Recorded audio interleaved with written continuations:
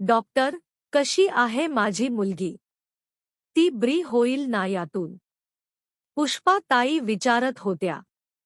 हे बघा, झाल्या प्रसंगाचा खूप मोठा धक्का रितिकाने घेतला आहे. त्यामुळे ती मानसिकदृष्ट्या ठीक नाही आहे. तिला 1 आठवडा हॉस्पिटलमध्ये ठेवावे लागेल. ठीक आहे डॉक्टर, पण रितिकाला काही गंभीर दुखापत नाही ना झाली? रितिकावर त्या गुंडांनी जबरदस्ती केली तेव्हा तिने त्यांना प्रतिकार केला, त्या झटापटीत तिला लागले आहे. त्या गुंडांनी ही रितिकाला मारहाण केली आहे. पुष्पा ताई रडू लागल्या. आपल्या मुलीची ही अशी अवस्था त्या बघू शकत नव्हत्या. विलास रितिकाचे वडील तिथे आले. पुष्पा त्या गुंडांना पोलिसांनी लगेचच पकडले आणि त्याच्यावर गुन्हा दाखल केला आहे. त्या भागातील सीसीटीव्ही फुटेजमध्ये रितिकाला घेऊन जाणारी कॅब दिसली. अहो, पण आपली लेक, ती अत्यवस्थेत आहे. डॉक्टर म्हणाले की तिला मानसिक धक्का बसला आहे. पुष्पा, आपण आपल्या मुलीला नक्की यातून बाहेर काढू आणि ती लवकर बरी होईल. रितिका हॉस्पिटलमध्ये कोणालाही स्वतःला चेक अप करू देत नव्हती की नर्सला हात देखील लावून देत नव्हती. मला हात नका लावू, नाहीतर मी खून करेन तुमचा. माझ्या जवळ आलात तर बघा, ओरडत असायची, कारण तिच्या सोबत घडलेली ती घटना अजूनही तिच्या मनाची पकड घेऊन होती. जे झालं त्याचा खोल परिणाम रितिकाच्या मनावर जबरदस्त झाला होता. खरखोट, भास आभास या दुनियेपासून ती खूप दूर, नैराश्याच्या खोल डोहात बुडाली होती. रितिकाला 8 दिवसांनी घरी सोडण्यात आले. पुष्पा, आदित्यला सगळं आता सांगितले पाहिजे, विलास म्हणाले.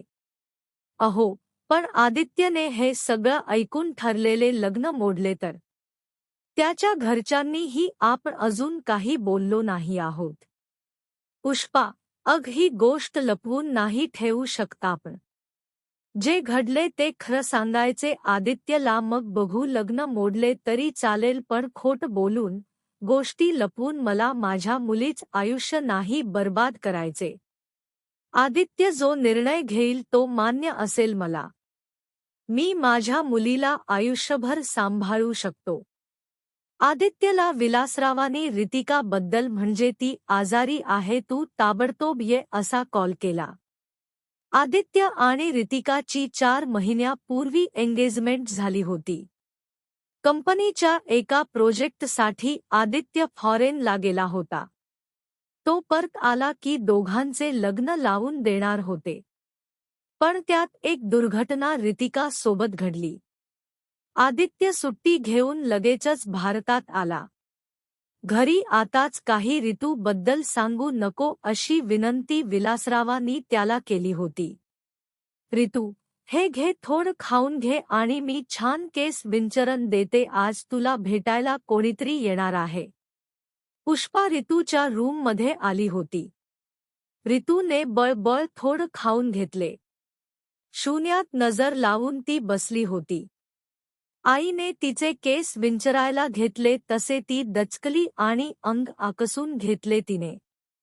ऋतू, मी आई आहे तुझी, तू आपल्या घरात आहेस बाळा, इथे तुला कोणी काहीही नाही करू शकणार.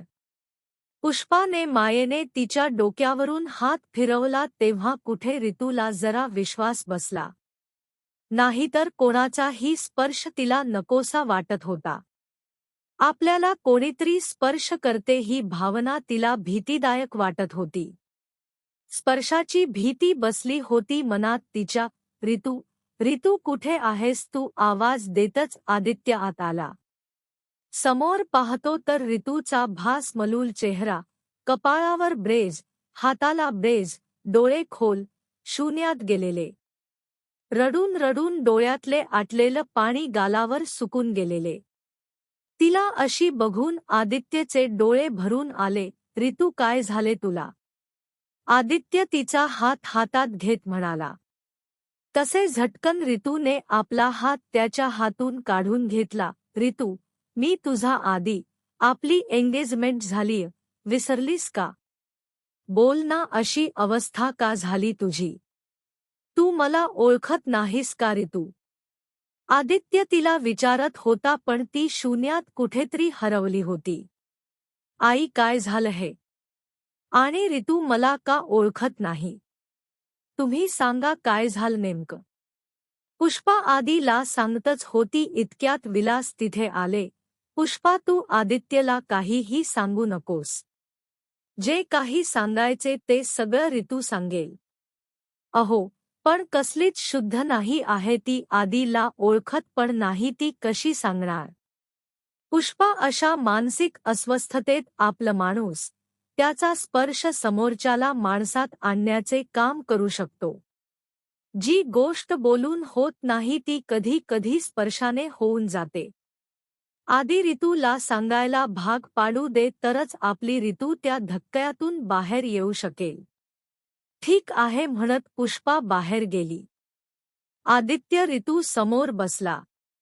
ऋतू, माझ्याकडे बघ, नीट बघ, आपलं लग्न ठरले आहे.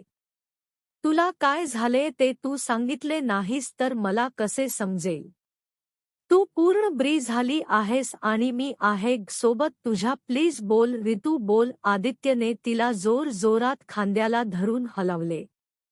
ऋतू त्याला ढकलू पाहत होती, पण आधीची तिच्या वरची पकड घट्ट होती. हे डोक्याला काय लागेल तुला आणि हाताला पण? कोणी मारले का तुला ऋतू, की तुझा अपघात झाला? बोल आणि हे बघा आपले एंगेजमेंटचे फोटो म्हणत आदीने मोबाईल मधले त्यांचे फोटो दाखवले. ऋतूने ते बघितले, तिला काहीतरी आठवले. आदीने तिचा चेहरा आपल्या हातात धरला. ऋतू, कोण होती ती लोक? आणि कधी घडले हे सगळं मला सांग ऋतू. आदीला तिची अवस्था बघून तिच्या सोबत काय घडले असेल याची कल्पना आली होती. आदी एकटक तिच्या नजरेत बघत होता. कुठेतरी ऋतूलाही आतून वाटले की हा आपला आदीच आहे. बोल ऋतू, मी त्या लोकांना जीवानीशी मारून टाकेन ज्यांनी तुझी ही अवस्था केली.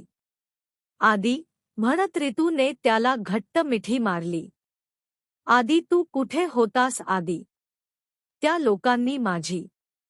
ऋतूला पुढे बोलवेना तसे त्याने तिला थोपटले आणि मनसोक्त रडू दिले. थोड्या वेळाने ऋतू शांत झाली. आदीने तिला प्यायला पाणी दिले. आदी, आपली एंगेजमेंट झाली म्हणून मी खूप आनंदात होते. त्या दिवशी माझ्या क्लिग्ज रेवा, सुषमा आणि पूजा आम्ही चौघींनी पार्टीला जायचे ठरवले होते. घरी येताना कॅबमध्ये आमचं बोलणं सुरू होत. कॅब ड्रायव्हर कंपनीचा जो रोज आम्हाला न्यायला सोडायला येत असे, त्यामुळे त्याच्यावर आमचा विश्वास होता. पण कधी कधी तो विचित्र नजरेने मला बघत असायचा. मग मी त्यांच्याकडे बघितले की हसायचा. मीही त्याची गोष्ट इग्नोर करत असे. त्या दिवशी आम्ही कंपनीतून जरा लेट्स बाहेर पडलो, कारण एक मीटिंग होती. एक एक करत सगळ्यांना घरी सोडले. शेवटी मी एकटीच कॅबमध्ये राहिले. एके ठिकाणी नेहमीचा रस्ता सोडून तो ड्रायव्हर बिरजू नाव त्याच भलतीकडेच कॅब नेत होता. मी विचारले त्याला, बिरजू, ये कौनसा रास्ता? कहाँ जा रहे हो तुम? मॅडम, अभी पता चलेगा, रुको. म्हणत त्याने कॅब एका अंधाया सुनसान जागी आणली. मी खूप घाबरले होते. कॉल करायला फोन हातात घेतला तर बॅटरी संपलेली. बिरजूने कॅब थांबवली आणि तो मागे माझ्या जवळ आला. मैडम, आप बहुत खूबसूरत हो, मैं रोज देखता हूँ आपको. आपके ये टाइट जीन्स, ये नए नए फैशन के कपड़े, ये लिपस्टिक लगाए ओठ, क्या बकवास कर रहे हो बिरजू? ऋतू ने घाबरून विचारले. सही है मैडम, आपकी खूबसूरत जवानी देखे मैं आपसे प्यार करने लगा हूँ. त्याने ऋतूच्या अंगावर हात फिरवला. तिने जोरात थप्पड लावली त्याला. मैडम, अभी देखो इस थप्पड़ का जवाब. अस म्हणत बिरजूने एक फोन केला. तसे तिथे अजून 2 जण आले, ते पण बिरजू सारखेच सिक्युरिटी गार्ड वाटत होते. कोण हो तुम? क्या चाहिए तुम्हें? रितू बोलली. आप चाहिए मैडम और आपकी ये मदमस्त जवानी जो मुझे हर रात सोने नहीं देती. बिरजू बोलत होता.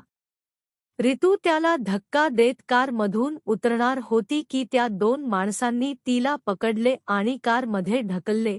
बिरजूने तिचे पाय धरले आणि त्या दोघांनी तिचे हात पकडले. रितू त्यांच्या तावडीतून सुटायला बघत होती पण त्या तिघांसमोर ती हरली. बिरजूने तिची जीन्स काढली आणि तिला मारहाण करत तो तिच्या शरीरावर तुटून पडला. बिरजूच्या पाठोपाठ त्या दोन नराधमांनी ही रितूवर अत्याचार केले. तिला मारहाण करून एका सुनसान रस्त्यावर फेकून दिले. रात्री गस्त घालणाऱ्या पोलिसांनी तिला मग हॉस्पिटलमध्ये नेले. हे सगळं सांगताना ही रितू रडत होती. आधीचेही डोळे वाहत होते. रितू, मी आहे तुझ्या सोबत कायम. आता तुला सोडून कुठेही जाणार नाही. रितू त्याच्या कुशीत शिरून रडत होती. आदी तिला धीर देत होता. रितूला घेऊन आदी बाहेर आला. आई बाबांना ती बाहेर आली यातच सगळं काही समजले. आई बाबा काही काळजी नका करू. रितू सोबत जे झालं ते एक वाईट स्वप्न समजून विसरून जा. मी लवकरच रितू सोबत लग्न करणार आहे आणि जे घडले ते फक्त आपल्यात राहू दे. आता रितू पूर्ण बरी झाली आहे. बघ पुष्पा, मी म्हणालो होतो ना की आपल्या माणसाचा स्पर्श कधी कधी औषधाचे काम करून जातो. हो, खरं आहे तुमचे. पुष्पा, बाबा, पण त्या गुंडांना पकडले का पोलिसांनी? आदित्य.